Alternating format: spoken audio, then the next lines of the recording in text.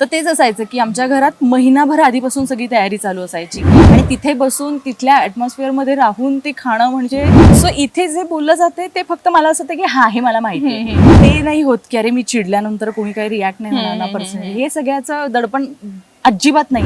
नमस्कार, मी तुमची पत्रकार श्वेता चिकणे तुमचं हार्दिक स्वागत करते तरी चक्कर रिजनल मध्ये. आज आपल्या बरोबर गप्पांसाठी तू अनोळखी तरी सोबत या मालिकेची रेणुका आहे. कशी आहेस? ही मस्त. तू कशी आहेस? खूप छान. आणि आपण लास्ट टाइम भेटलेलो, आता परत भेटतोय. खूप छान वाटतं तुझ्या बरोबर परत एकदा गप्पा मारून. सीन आम्ही बघितला, शूटिंग चालू आहे, वारीची शूटिंग चालू आहे. खूपच सुंदर ट्रॅक आहे. त्या ट्रॅक बद्दल काय सांगशील? खरं सांगू का, जेव्हा आषाढी एकादशी किंवा अशी माझ्या घरी म्हणजे लहान असताना आम्ही असं म्हटलं जायचं की मोठी एकादशी म्हणजे आषाढी एकादशी वगैरे. सो ते माझ्या घरात लहानपणापासूनचं वातावरण असल्यामुळे ना, आणि आता कामामुळे जाणं जमत नाही किंवा मग मी लहान असताना वारीलाही जायचे, सो ते जाणं जमत नाही, त्यामुळे मी ते मिस करत होते. आणि शूटिंगच्या निमित्ताने मला ते परत अनुभवायला मिळते, बघायला मिळतंय, त्यामुळे मला इतकं छान वाटतंय ना. म्हणजे आणि खूप रिअलिस्टिक केलं जातंय, त्यामुळे असं वाटतच नाही की शूटिंग करतोय. ते खरा एक्सपिरियन्स असल्यासारखं आम्ही ते एक्सपिरियन्स करतोय. सो खूप छान वाटतंय. लहान लहान मुलं सजली आहे, तुळस आणि हे सगळं इतकं नॉस्टॅल्जिक आणि असं ओव्हरवेल्म करणार आहे माझ्या. राईट. आणि आम्ही पण बघतोय तर पूर्ण तसाच एन्व्हायरमेंट पण झाला आहे. सगळे सजले आहेत आणि विठू रुक्माई असल्यासारखंच वाटतंय की आपल्या बरोबरच आहेत. पण आता रिसेंटलीच गेले होते टीम मेंबर सुद्धा, तर तू होतीस त्यांच्या बरोबर? नाही, मी नव्हते त्यांच्या. तू नव्हतेस? Okay okay. त्यांनी कारण की त्यांचा एक्सपिरियन्स शेअर केला की त्यांना खूपच छान वाटलं तिकडे जाऊन, त्या वारीला जाऊन. पण तू जसं बोलली लहानपणी, तर तुला काय आठवते लहानपणीच्या आठवणी, की कसा तो तू फील केला होता, ती एनर्जी कशी फील केली? लहानपणी येस, मी म्हणजे अगदी मी 5वी-7वी पर्यंत मी जात होते. तर तेच असायचं की आमच्या घरात महिनाभर आधीपासून सगळी तयारी चालू असायची की, आणि माझं गाव सोलापूर, सो पंढरपूर आणि हे सगळं माझं खूप माझ्या घरात सतत त्याबद्दल बोललं जातं. सो महिनाभर आधीपासून तयारी म्हणा किंवा बॅग्स पॅक करणं किंवा शाळेत सांगणं की मी 5-10 दिवस नाहीये वगैरे हे सगळं. त्यानंतर तिथे जाऊन छोट्या छोट्या गोष्टी एक्सपिरियन्स करणं, म्हणजे लाईक माझे आजोबा तिथे चोपदार होते वारीच्या त्या सगळ्या समुदायामध्ये.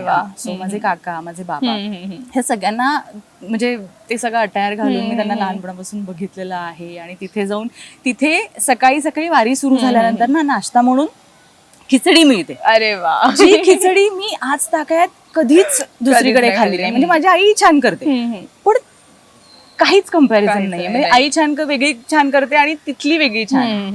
आणि तिथे बसून तिथल्या ऍटमॉस्फिअर मध्ये राहून ते खाणं म्हणजे इतकी छान गोष्ट आहे ना ती. मी खूप छान वाटतंय ते सगळं आठवून आता. राईट. आणि एक्सप्लेन पण नाही करू शकत. आणि खरं तर प्रसाद जो भेटतो ना, खिचडी असो किंवा दुसरं काही भेटतं ना, ते टेस्ट वेगळीच लागते. किती घरी ट्राय केलं ना आपण, तसं बनतच नाही. खूप वेगळी लागते टेस्ट. आता मी इस्कॉन टेम्पल पण जाते, जे आहे जुहूला, पण तिकडे पण जो प्रसाद भेटतो तसं आपण किती ट्राय केलं तरी घरी बनत नाही. तर ते वेगळंच आहे. आणि मे बी ती एनर्जीमुळे किंवा ते बनवायची पद्धत त्यांची वेगळी असेल. पद्धतपेक्षा ना मला असं वाटतं की त्या एनर्जीमध्ये जेव्हा आपण एखादी वेगळी गोष्ट एक्सपिरियन्स, सेम गोष्ट वेगळ्या जागी एक्सपिरियन्स केली ना, तरी ती वेगळी टेस्ट होते. वेगळी टेस्ट. सो मला वाटतं ते तसं काहीतरी असावं, पण ती मजा वेगळी असते. राईट. आणि एक गोष्ट तू जी शिकली असशील किंवा तुला समजली असेल वारी शूट करताना विठू माऊली बद्दल, तर ते काय असेल? ऍक्च्युली खरं सांगायचं तर मी आता शिकले असं नाहीये. मी लहानपणापासून त्या सगळ्या वातावरणात असल्यामुळे मला बऱ्यापैकी सगळं माहिती आहे. इव्हन पंढरपूरमध्ये गेल्यानंतर कुठे कोणाचं मंदिर आहे, विठ्ठल कुठे, रुक्मिणी कुठे, हे सगळं मला माहिती आहे. सो इथे जे बोललं जाते ते फक्त मला असं होतं की हा हे मला माहिती आहे. त्यामुळे मला ऑलरेडी बऱ्यापैकी गोष्टी माहिती होत्या. Right right. छान छान. आणि आता जो ट्रॅक सुद्धा सुरू आहे, खूप छान वाटतं आम्हाला बघून. ट्विस्ट टर्न्स येत आहेत, सगळ्यांच्या मूड स्विंग्स होत आहेत, ते आम्ही बघितलं. त्याबद्दल काय सांगशील? म्हणजे मी लिटरली सांगते, हे माझं पहिलं असं कॅरेक्टर आहे आयुष्यात की ज्या व्हेरिएशन्स तर ऑफकोर्स आधी पण मी केलेत, पण ह्या कॅरेक्टरचे मूड स्विंग्स इतके आहेत. म्हणजे इथे हसते आणि इथे बघितल्यानंतर ती चिडते. Right right. सो हे मूड स्विंग्स कॅरी करणं किंवा कुठल्या ह्याला कसं रिॲक्ट व्हायचं, हे सगळं ना मी लिटरली सांगते, सुरुवातीला खूप डिफिकल्ट होतं, पण समहाऊ डिरेक्टर सर म्हणा किंवा म्हणजे टीम इतकी छान आहे ना की ते नाही होत की अरे मी चिडल्यानंतर कोणी काही रिॲक्ट नाही होणार ना पर्सनली, हे सगळ्याचं दडपण अजिबात नाही आता. त्यामुळे सगळं इझी जात आहे आणि असं प्रेशर असं काही जाणवत नाही. राईट. आणि असं कॅरेक्टर करायला पण खूप मजा येते, कारण की Yes. एकच कॅरेक्टर नाही, आपण एका कॅरेक्टरमध्ये वेगळे वेगळे लेयर्स आपल्याला Layers बघायला आहेत. हो, भेटतात हो, आणि हो. तेवढंच प्रेक्षकांपर्यंत पण आपण पोहोचतो. सो लास्टली फॅन्सला काय सांगशील, स्वीट लवली मेसेज? काही नाही, आतापर्यंत तुम्ही जशी आमची सिरियल बघत आला आहात तशीच इथून पुढेही बघा. आणि खूप छान छान मेसेजेस येतात, खूप इन डिटेल मेसेजेस येतात. याच्यावरून कळतंय की तुम्ही खूप मनापासून सिरियल बघताय.